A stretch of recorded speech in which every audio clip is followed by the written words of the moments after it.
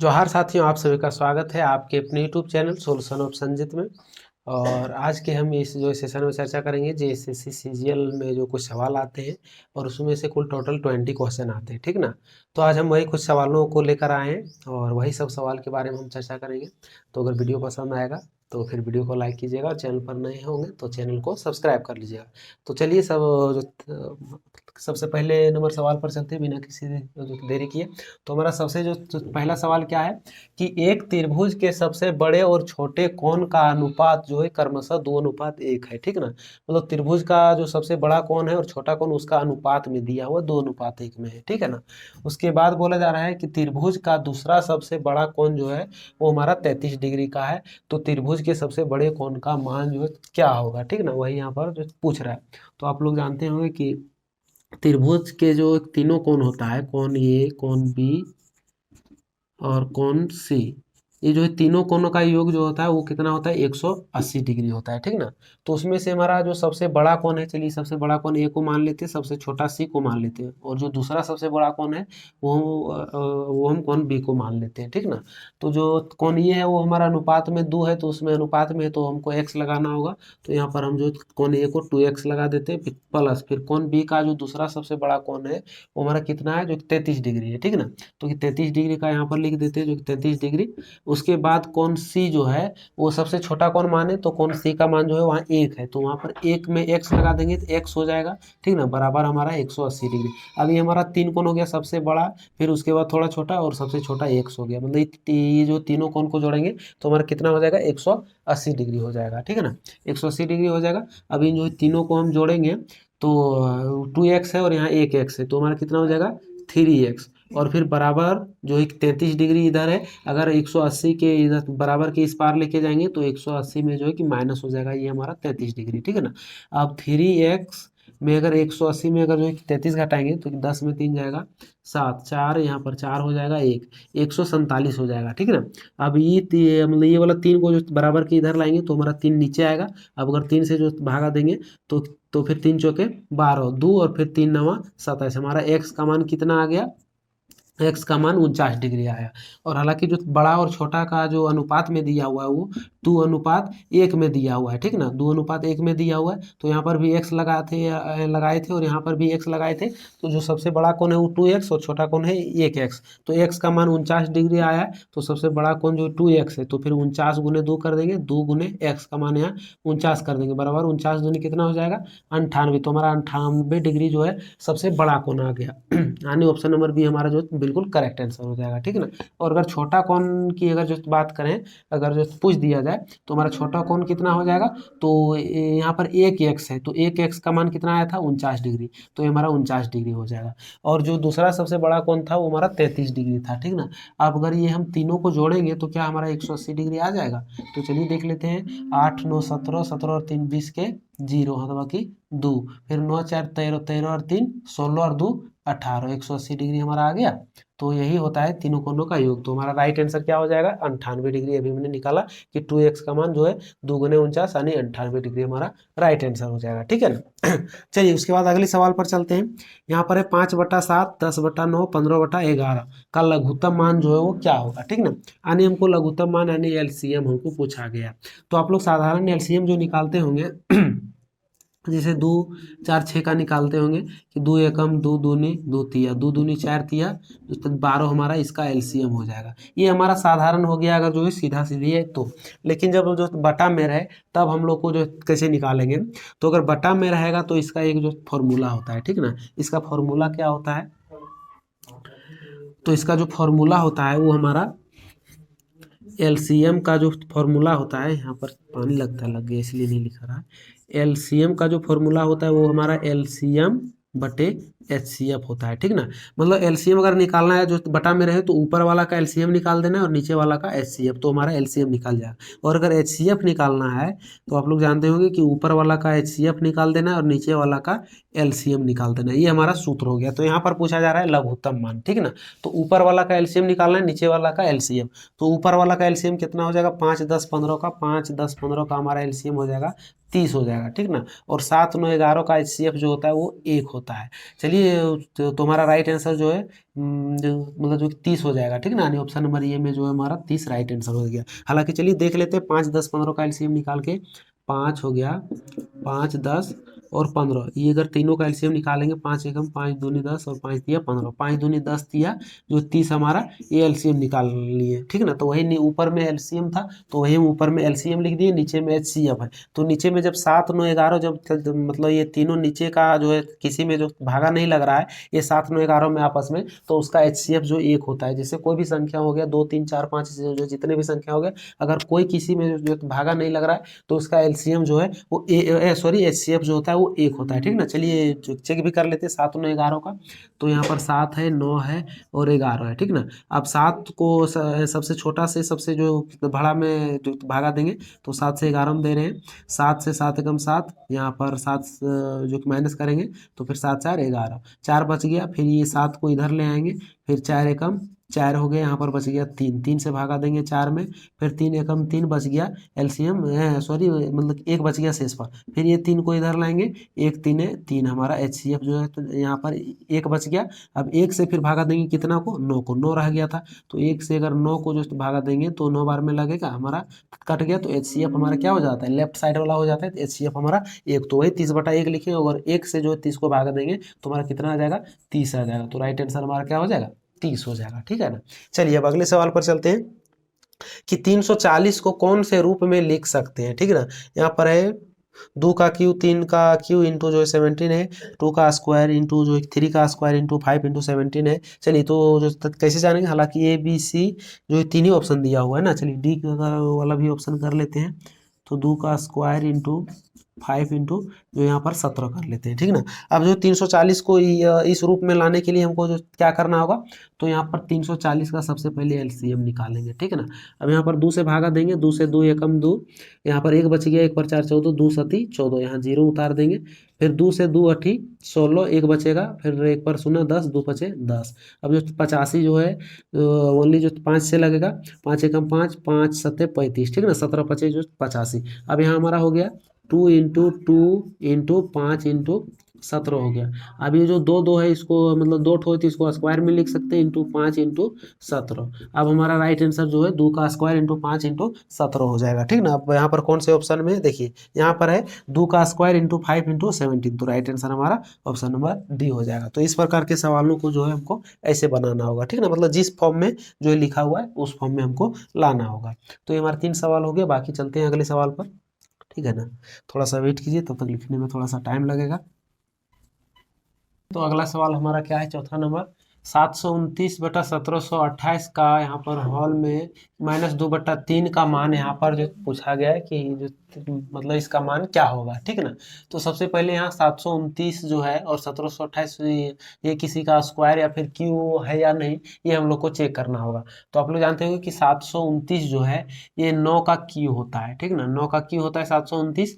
और 1728 जो है ये हमारा 12 का क्यू होता है, ठीक ना, ये हमारा 12 का क्यू होता है। तो हम 729/1728 को हम इस प्रकार से लिख सकते हैं, 729 को 9 बटा यहाँ पर जो 12, और इसका हॉल क्यू हम लिख सकते हैं ये 729/1728 को। उसके बाद यहाँ क्या है, -2/3, तो ये जो पावर वाला होता है ये यहीं पर गुना हो जाता है, ठीक ना, -2/3। अब यहाँ पर हमारा 3 3 जो कट जाएगा, बचेगा -2, ठीक ना। अब यहाँ 9/12 के पावर यहाँ जो है -2 हो जाएगा। अब -2 है तो इसको अगर हम उल्टा देंगे, जिसे 12 को ऊपर कर देंगे, 12 को ऊपर और फिर 9 को नीचे ले आएंगे, तो ये जो माइनस है ये हमारा जो मतलब माइनस वाला जो प्लस में जो बदल जाएगा और फिर जो प्लस हो जाएगा, ठीक ना। आप लोग जानते होंगे कि उल्टा देने से अगर जो पावर में अगर जो माइनस में रहता है तो फिर जो है प्लस में हो जाता है, ठीक ना।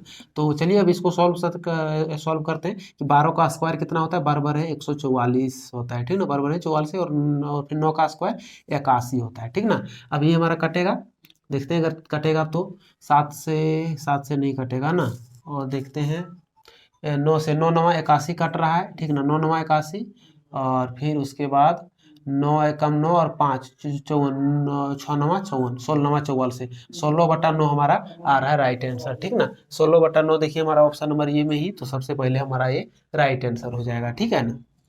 अब चलते हैं अगले सवाल पर। अगला सवाल है कि राहुल ने एक टीवी का कीमत 400 रुपया भुगतान किया तथा शेष राशि 2 वर्ष के बाद 5% की साधारण ब्याज की दर से 2420 रुपया जो भुगतान किया। तो टीवी का जो कीमत क्या था? अब टीवी का कीमत उसने सबसे पहले तो 4000 रुपया जो भुगतान किया, ठीक ना, 4000 रुपया जो उसने दिया, तो एक हमारा सबसे पहला भुगतान ये हो गया। उसके बाद जो है दूसरा भुगतान किया वो 2 वर्ष बाद किया, और कितना, 5% की साधारण ब्याज से जो है वो 2420 रुपया उसको दिया। तो इसमें से ब्याज जो है ऐड है इसी में। अब हमको ब्याज निकालना होगा, तो फिर हमारा जो टीवी का मूल्य जो होगा वास्तविक मूल्य वो हमारा निकलेगा। तो 2 वर्ष में आप लोग जानते होंगे कि साधारण ब्याज हम लोग जो है कि निकालते हैं P/R/T/100 होता है, तो हमारा साधारण ब्याज जो है निकल जाता है। तो फिर P में हम लोग यहाँ पर जो क्या करते हैं कि 2 वर्ष इंटू जो है जो 5% है, तो फिर जो यहाँ पर R हो गया 5%, और फिर समय हो गया 2 वर्ष, तो जो 5 × 2 जो कि 10 कर देते हैं, P × 10 मतलब 10 कर देते हैं, और फिर बटा में 100 कर देते हैं। मतलब आप लोग जानते हैं, ठीक ना। तो ठीक उसी प्रकार जो हम लोग को यहाँ पर करना है कि 2 साल में जो है 5% की जो साधारण ब्याज की दर से, तो फिर 5 दूनी कितना हो जाएगा, 10% हो जाएगा। आप लोग जो ये शॉर्टकट ट्रिक है, जैसे आप लोग निकालते हैं 100 रुपया का जो है 2 वर्ष में 5% की दर से जो कितना होगा, तो फिर 100 हमारा जो कट जाता है, ये भी 100 कट जाता है, और 2 कितना हो जाता है, ये हमारा 10 हो जाता है, ठीक ना। तो फिर 10 जो है अगर हम इसको 2 10 कर देंगे, ये हमारा 10% अगर हम डायरेक्ट निकाल देंगे 100 का जो है 10%, तो हमारा कितना हो जाएगा, 10/100, 100 कट गया, हमारा 10 आ गया कि नहीं। तो ठीक उसी प्रकार जो है हमको यहाँ पर 5 से 2 को जो गुना कर देंगे, कितना हो जाएगा हमारा 10%। अब जो बोला जा रहा है कि ब्याज की दर जो है वो 2420 रुपया दिया, तो 10% जो है उसने ज़्यादा भुगतान किया, यानी जो पहले 100% जो कोई भी मूल्य होता है वो 100% पर होता है, और उसको जो है 10% और एक्स्ट्रा जो है कि मिलाकर दिया, तो हमारा 2420 हुआ। तो हमें यहाँ पर 100% जो पहले से था, और फिर 10% और जुड़ा, यानी 110% हमारा हो गया कितना, 110% का मान जो है हमारा 2420 रुपया हो गया, ठीक ना। मतलब जो है 10% जो कि ज़्यादा दिया, तो हमारा 110% हो गया, और 110% बराबर यहाँ पर दिया हुआ है 2420 रुपया उसने भुगतान किया। तो हमारा 100% निकालेंगे तो जो है कि वास्तविक मूल्य जो है कि निकल जाएगा। अब यहाँ पर 100% है, सॉरी 110%, तो फिर इसको 110 से जो भागा दे देंगे, और गुना 100 से जो गुना कर देंगे, तो हमारा 100% का जो है कि मान निकल जाएगा। तो फिर इसको अब हम जो काटेंगे, 0 0 कट गया, 11 दूनी 22, फिर बचा 2, 2 पर 2 22, 11 दूनी 22, अब हमारे यहाँ हो गया 22, और 22 को अगर 100 से जो गुना करेंगे तो हमारा 2200 हो जाएगा, ठीक ना। यानी 2200 रुपया जो है इसका वास्तविक मूल्य जो है, मतलब इसके पहले था, तो इसने सबसे पहले 4000 दिया, और फिर बाद में इसका जो 2200 रह गया था बाकी, तो 4 2 6200 रुपया जो इसका वास्तविक मूल्य था। अब ऐसे भी निकाल सकते हैं कि 2200 रुपया का जो है 2200 रुपया का जो है 2 वर्ष में 5% की साधारण ब्याज से, तो कि 2 × 5 कर देंगे, जो पी हो गया ये हमारा टाइम हो गया, और ये आर हो गया रेट, और फिर बटा 100 कर देते हैं, तो फिर हमारा क्या निकल जाता है, एसआई सिंपल इंटरेस्ट निकल जाता है। तो फिर 100 से काटेंगे, मतलब 2 0 कट जाएगा, 22 जो 22 दूनी 44 हो गया, और 44 × 5 करेंगे, तो फिर 44 पचे कितना हो जाएगा, 40 पचे 20 जो है 200, और 4 पचे 20, 220 हमारा आ जाएगा, ठीक ना। 220 आ जाएगा हमारा जो है साधारण ब्याज, ये हमारा सिंपल इंटरेस्ट मतलब निकल गया। अब जो है हमारा यहाँ पर जो कितना भुगतान किया था, 2420। अब हम 2400 अगर 20 में अगर ये 220 अगर जो है कि माइनस कर देंगे, तो हमारा 0 2 में 2 0, 4 में 2 2, ये हमारा आ गया 2200 आ गया। देखिए जो हमारा यहाँ पर निकला था 2200 रुपया, तो कि वही हमारा यहाँ पर आ गया 2200। तो ठीक जो है मतलब इसी प्रकार निकालते, तो हमारा राइट आंसर जो है 6200 यहाँ पर ऑप्शन जो है कि नहीं लिखे, यहाँ पर राइट आंसर जो इस सवाल का हो जाएगा वो हमारा 6200, यानी जो है 6200 रुपया जो है रियल वाला उसका मूल्य हो जाएगा, ठीक ना। बाकी जो इसने 4000 रुपया जो है सबसे पहले भुगतान कर दिया, बाकी जो है 2200 रुपया बच गया, वो 2200 का वो 2 साल में जो 5% की साधारण ब्याज की दर से जो उसके पास नहीं होगा पैसा, तो उन्होंने जो है बाद में दिया, ठीक ना। तो ठीक इसी प्रकार से निकालना है हम लोग को, तो राइट आंसर हमारा जो 6200 हो जाएगा। चलिए अब अगले सवाल की ओर चलते हैं। तो अगला सवाल हमारा क्या है देखते हैं। चलिए अब जो है कि अगले सवाल पर चलते हैं। अगला सवाल भी जो कि नोट हो गया। तो अगला सवाल है कि एक ट्रेन की लंबाई 330 मीटर है, ठीक ना। एक मान लीजिए ये जो है ट्रेन है, इसकी लंबाई 330 मीटर है, ठीक ना। अब यहाँ पर तो बोला जा रहा है कि जो 54 किलोमीटर प्रति आवर की स्पीड से चल रही है, ये जो है 54 किलोमीटर 54 किलोमीटर प्रति आवर की स्पीड से जो है चल रही है, तो एक खंभे को पार करने में कितना समय लगेगा। तो एक खंभा जो है, अगर कोई ट्रेन जो है वो एक खंभे को या कोई स्थिर आदमी को या फिर कोई कोई एक मतलब जो पतले चीज़ों को जो जो पार करती है, तो ट्रेन जो है अपने आप खुद की लंबाई को जो पार करती है। और वही ट्रेन अगर जो जो प्लेटफॉर्म को अगर जो पार करती है या फिर किसी नदी को पार करती है, किसी वो जो पुल को अगर जो पार करती है, तो ट्रेन अपनी लंबाई के साथ साथ जो प्लेटफॉर्म का भी जो है कि लंबाई को उसको पार करना पड़ता है, या फिर जो पुल को, ठीक ना। लेकिन यहाँ पर बोला जा रहा है नहीं, एक खंभे को पार करने में, तो मान लीजिए खंभा यहाँ लगा है, ठीक ना, ट्रेन इधर जा रही, खंभा यहाँ लगा है। अब खंभा यहाँ लगा हुआ है ये, अब ये मान लीजिए जो बिजली का खंभा है, अब इस ट्रेन को यहाँ से यहाँ तक जब आ जाएगी, ये मुंह जो है मान लीजिए यहाँ पर ये ए है और ये बी है, बी जो मुंह है और ये जो पूंछ है, तो इसको पार होने के लिए इसको मान लीजिए ए यहाँ आएगा और बी यहाँ आएगा, तब ना फिर ये मतलब ये ट्रेन ई साइड से ई साइड हो जाएगा, तो ये हमारा खंभा हो गया। तो खंभा को बोला जा रहा है पार करने में कितना समय लगेगा, यानी वो खुद की जो है लंबाई को पार कर रही है 330 मीटर को, और स्पीड कितना है 54 किलोमीटर पर आवर से, लेकिन जो दूरी है वो मीटर में है, ठीक ना। तो जो है कि मीटर में दिया हुआ है, तो इसको भी जो है हमको जो पर सेकंड में जो है चेंज करने के लिए 54 को 5/18 से भाग दे देंगे, तो हमारा जो प्रति सेकंड में आ जाएगा, ठीक ना। 18 तो ये हमारा कितना हो जाएगा 54, 3 5 जो 15 मीटर प्रति सेकंड, ये जो है ट्रेन की स्पीड हो गई, चाल हो गई, ठीक ना। अब 15 मीटर प्रति सेकंड के चाल से जब चल रही है और फिर उसको 330 मीटर चलना है, तो कितने देर में जो है मतलब चल जाएगी 330 मीटर। तो आप लोग जानते होंगे कि ये जो दूरी है और ये हमारा क्या हो गया, चाल हो गया, तो जो है समय निकालना है, तो समय बराबर क्या होता है, समय बराबर आप लोग जानते होंगे कि समय बराबर दूरी बटे चाल होता है, ठीक ना, दूरी बटे चाल होता है। तो हमारा दूरी कितना हो गया, दूरी हो गया 330 मीटर, और चाल कितना हो गया जो 15 मीटर पर सेकंड। अब इसको जो भागा देंगे, तो 15 दूनी कितना हो जाएगा 30, फिर बच गया 3, फिर 3 पर 0, 30, 15 दूनी 30, यानी 22 बार में हमारा कट जाएगा। तो ये जो है 22 सेकेंड में ट्रेन जो है एक खंभे को पार कर जाएगी, यानी खंभे को पार करना है, यानी वो अपने खुद की जो है लंबाई को पार करेगी। मतलब ये जो 330 मीटर है, ये जो लंबाई है, इसको यहाँ से यहाँ तक जो है आने में 330 मीटर जो है वो हमारा कितना लगेगा, तो जो है 22 सेकंड लगेगा, ठीक ना। 22 सेकंड हमारा ऑप्शन नंबर ए में है, राइट आंसर हमारा ऑप्शन नंबर ये हो जाएगा, ठीक ना। चलिए अब अगले सवाल पर चलते हैं कि यदि ए किसी काम को 10 दिनों में करता है। अब ये जो काम वाला आ गया, तो यहाँ पर हम जो डाटा लिखते जाएंगे, ये मान लीजिए ए किसी काम को जो है 10 दिन में कर रहा है, ठीक ना, और बी उसी काम को 12 दिन में कर रहा है। अब जो बी जो है उसी काम को 12 दिन में कर रहा है, ठीक है, और सी उसी काम को जो है 15 दिनों में कर सकता है, ठीक ना, और सी जो है उसी काम को जो 15 दिनों में कर सकता है। अब यहाँ पर बोला जा रहा है कि अगर मतलब ए किसी काम को 10 दिनों में अगर जो कर लेगा, बी उसी काम को 12 दिनों में कर लेगा, सी उसी काम को जो 15 दिनों में कर लेगा, तो अगर यदि तीनों एक साथ मिल के जो काम करेगा, तो फिर कितने दिनों में वो काम जो है कंप्लीट हो जाएगा। तो हमको वो निकालने के लिए सबसे पहले इस सबका एफिशिएंसी निकालना होगा, कार्य क्षमता निकालना होगा, ठीक ना। तो उसके लिए निकालने के लिए हमको इन तीनों का एलसीएम निकालना होगा। 10 12 15 का जो एलसीएम होगा, हम एकदम जो बेसिक से जो चलते हैं, तो 10 12 15 का एलसीएम 60 होता है। हालांकि निकाल के भी जो दिखा देते हैं, इसको जो 3 से भागा देंगे सबसे पहले, नहीं 2 से देते हैं, ठीक ना, 2 से 2 पचे 10, 2 छक्का 12, यहाँ पर 15 हो गया। अब देते हैं हम 3 से, ठीक ना, तो यहाँ पर 5 दे देंगे, 3 दूनी 6, 3 पचे 15। अब 5 से देंगे, 5 एकम 2, 5 एकम, अब 2 तिया 6, 6 पचे 30 दूनी 60, तो इसका एलसीएम कितना आ जाएगा 60। तो ये जो तीनों का एलसीएम है वो हमारा 60 हो जाएगा, तो हम यहाँ पर 60 लिखेंगे, ठीक है ना, यहाँ पर हम 60 लिखेंगे।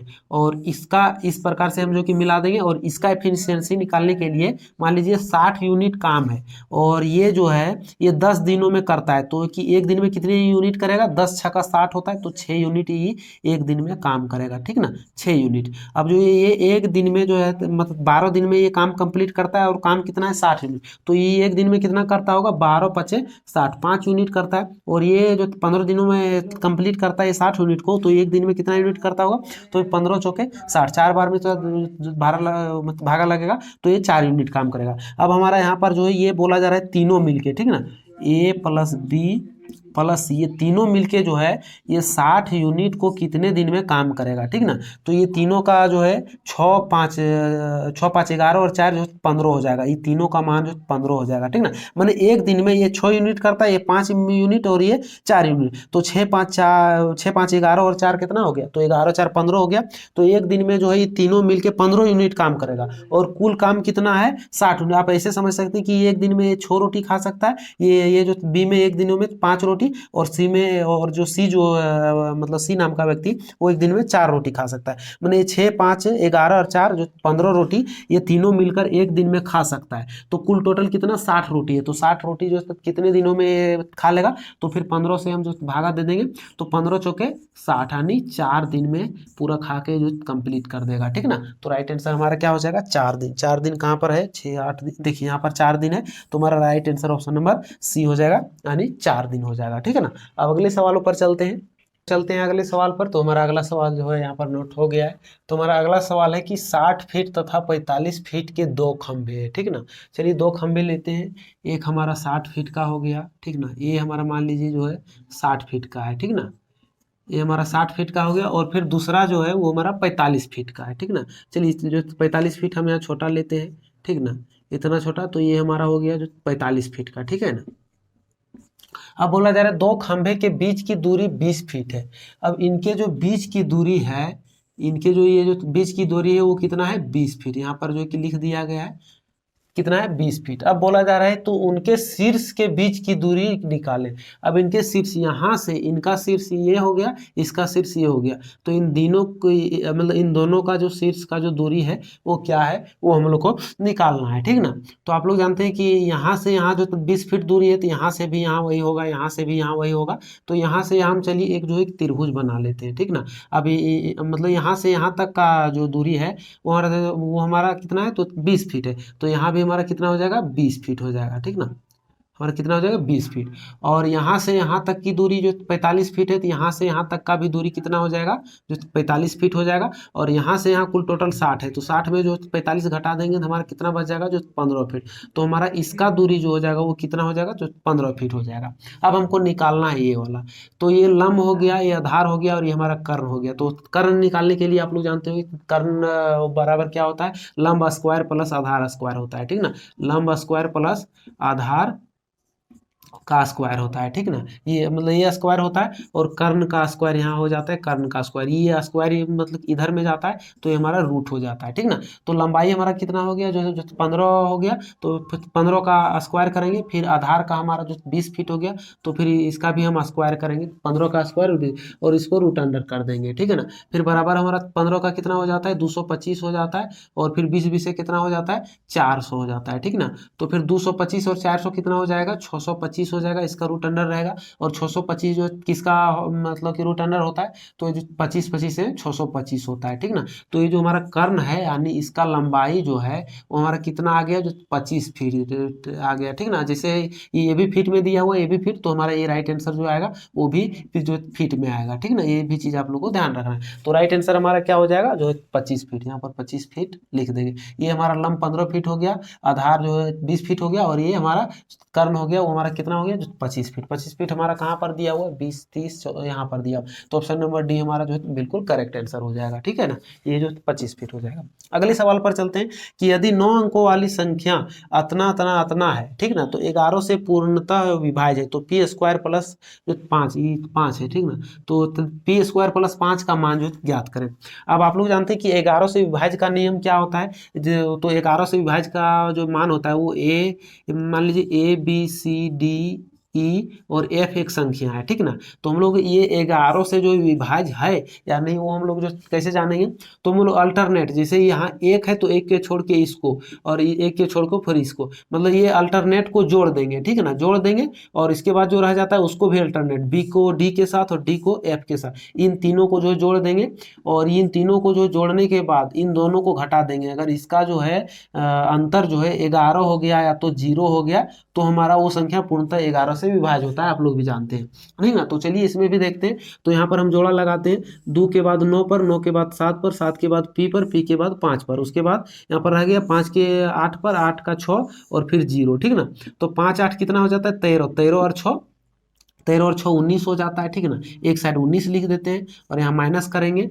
यहाँ पर 2 और 9, 9 2 11, 11 और 7 कितना हो गया 18, 18 18 और फिर यहाँ पर जो यहाँ पर दिया हुआ है पी, और तो 18 पी हो गया, 18 प्लस पी यहाँ लिखेंगे, 18 प्लस पी और 18 और फिर यहाँ 5, 18 5 कितना हो गया 8 5 13 जो कि 23 हो गया, ठीक है ना। यहाँ पर जो कि 23 हो गया, 23 प्लस पी और इन, और फिर इसको हम जो है कि माइनस करेंगे 19 के साथ, तो हमारा 0 आना चाहिए या तो फिर जो है 11 आना चाहिए। तो फिर 23 में अगर जो है हम अभी 19 को जो है कि माइनस कर रहे हैं तो हमारा कितना आ रहा है, तो हमारा 4 आ रहा है, ठीक ना, 4 आ रहा है। आप लोग देख सकते हैं 19 और 4 23। तो यहाँ पर अगर हम 4 अगर जो पी के स्थान पर, अगर यहाँ पी के स्थान पर अगर 4 हम ले लेंगे तो 23 और 4 जो कितना हो जाएगा, 23 और 4 27 हो जाएगा। 27 लेंगे तो फिर अगर 19 में हम अगर जो है 27 घटाएंगे, 27 में से अगर जो है 19 जाएगा तो फिर कितना आ जाएगा, यहाँ हमारा अंतर जो हमारा 8 हो जाएगा, तो पर भी नहीं होगा। तो हम यहाँ कितना लेंगे, जो हमारा यहाँ पर 0 या फिर 11 हमारा अंतर आ जाना चाहिए।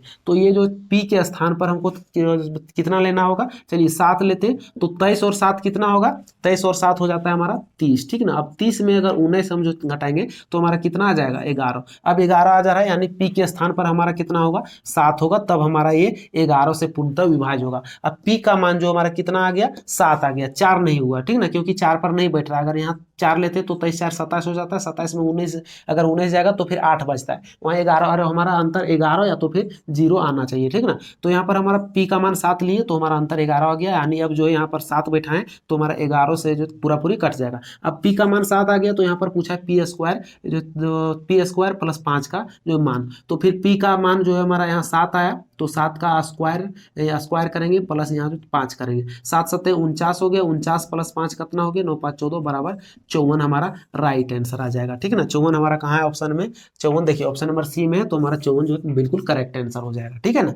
अब हमारा अंतिम सवाल की ओर चलते हैं कि यदि ए प्लस बी यदि ए बी सी डी एक चक्रीय चतुर्भुज है तो 2x प्लस 3y का मान निकालें। अब जो 2x प्लस 3y का जो कि मान निकालना होगा, तो हमारा यहाँ पर कौन ए और कौन सी का मान दिया, यानी कौन ए और कौन ई सी का मान दिया, ए का मान 3x प्लस 5y माइनस 4 दिया हुआ, और कौन सी का मान दिया x प्लस वाई प्लस 30 दिया हुआ है, ठीक ना। तो आप लोग जानते हैं यहाँ पर ये और सी यानी आमने सामने की जो कौन दिया हुआ है, तो आप लोग जानते हैं कि कोई भी चतुर्भुज में आमने सामने की अगर जो भुजा हो गया उसको जोड़ेंगे तो हमारा कितना आ जाएगा 180 डिग्री आ जाएगा, ठीक ना। और ये भी आमने सामने की जो भुजा 180 डिग्री हो जाता है अगर जोड़ेंगे तो, ठीक ना। तो चलिए इसको और इसको हम जो कि जोड़ देंगे, हो सकता है हमारा 2x प्लस 3y आ जाए।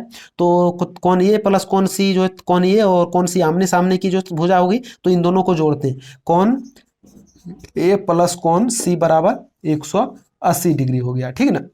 अब यहाँ पर कौन ए का मान जो है वो हमारा कितना 3x plus 5y, 3x plus कितना है 5y माइनस 4 हो गया, और फिर जोड़ है तो यहाँ जोड़ देंगे, तो उसके बाद कौन सी का मान कितना x प्लस वाई जो प्लस 30, तो x प्लस वाई प्लस 30 हो गया, ठीक ना, बराबर कितना हो जाएगा 180 डिग्री हो जाएगा। अब हमको इसको सॉल्व करेंगे, यहाँ पर 3x है और एक x यहाँ है, तो 3x प्लस 1x कितना हो जाएगा 4x, फिर यहाँ पर जो प्लस है प्लस देंगे 5y और 1y यहाँ पर है तो कितना हो जाएगा 6y।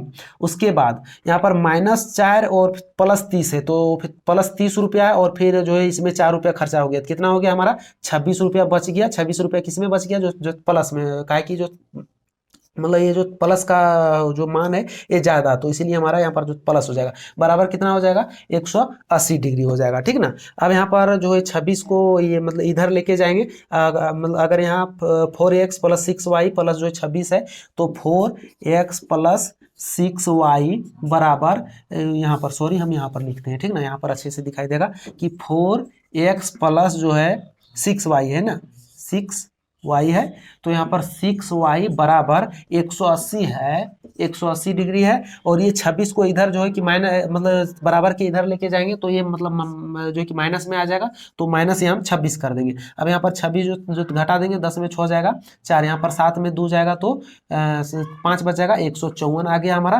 कितना 4x प्लस 6y बराबर 54 आ गया। अब जो 2 से काटेंगे 2 दूनी 4, 2 तिया 6 हो गया, ठीक ना, यानी 2x और फिर 3y और 2 से 2 दूनी 4, 1 और 2 सती 14, यानी 27 आ गया, ठीक ना, ये हमारा जो कट गया। तो यहाँ पर 2x है, तो 2x जो है रह गया, और फिर यहाँ पर 3y बच गया। 2x प्लस 3y बराबर कितना आ गया, 27 आ गया, ठीक ना। और यहाँ पर मान कितना पूछा है, 2x प्लस 3y का ही मान निकालना है। तो 2x प्लस 3y का ही जो है मान हमारा कितना आ गया, 27 डिग्री आ गया। तो राइट आंसर हमारा कितना हो जाएगा, इसका, इस सवाल का राइट आंसर हमारा 27 डिग्री हो जाएगा, ठीक है ना। कितना हो जाएगा, 27 डिग्री हो गया।